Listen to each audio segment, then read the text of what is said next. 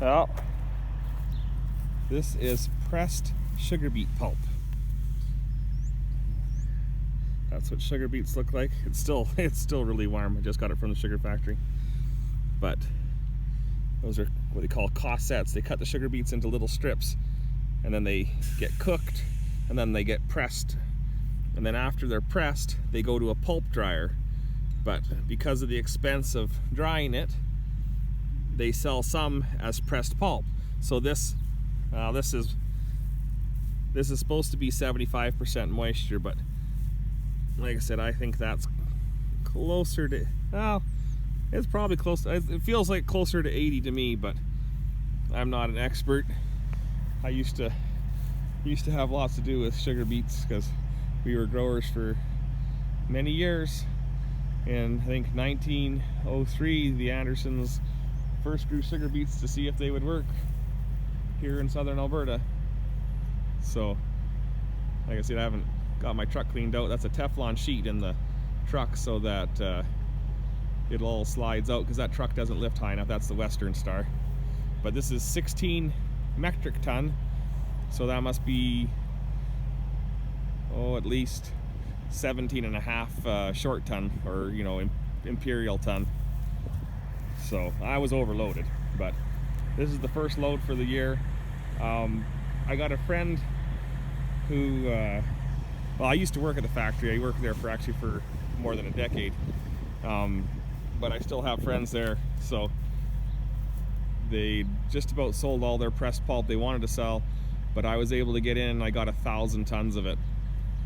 So, but at 1,000 tons, so that's 250 dry ton. That'll help me out big time, and it's comparative to barley silage. It's not as good as corn, but there's lots of energy. I mean, they squeeze as much sugar as they can, and that's where your energy comes from.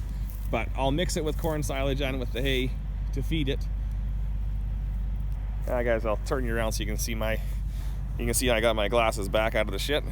So, but I'll mix it off and feed it. But so that's 250 dry ton, and for what I have to pay for it plus the trucking, I'm probably still 1/3 of what it would be to buy hay. So it was kind of a decision. It's a pain in the butt because you got to pick it up every week. You got to pick so many loads a week up until March, and so it's kind of a pain. But and then it's like I said, it's hot and wet, and like you won't be able to see, but I mean it's wet. So when it gets 40 below, that box, I'm gonna have to be scraping it out.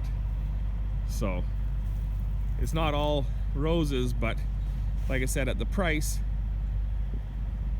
I can't go too wrong with it. Like I said, it's gonna be a pain in the butt, and you can't give the cattle too much of it. You gotta mix it off because it's still hot feed. Like I said, it's comparable to barley. So, but if I can cheapen up my ration, maybe I could even make some money on cattle, and I could handle that. So, see my liner's parked there, it's all covered in manure. Today I hope to wash it. So, as you can see, my flag is beaten up from the winds we've had, and it's actually, we call a many-berry chinook here when you get a southeast wind, so that means something bad's coming. It's gonna be colder again now, I'm sure. So, anyhow, kind of a little video on trying to make money in the cattle business by getting cheaper feed. So be sure to comment, rate, and subscribe, and have yourselves a great day. Take care.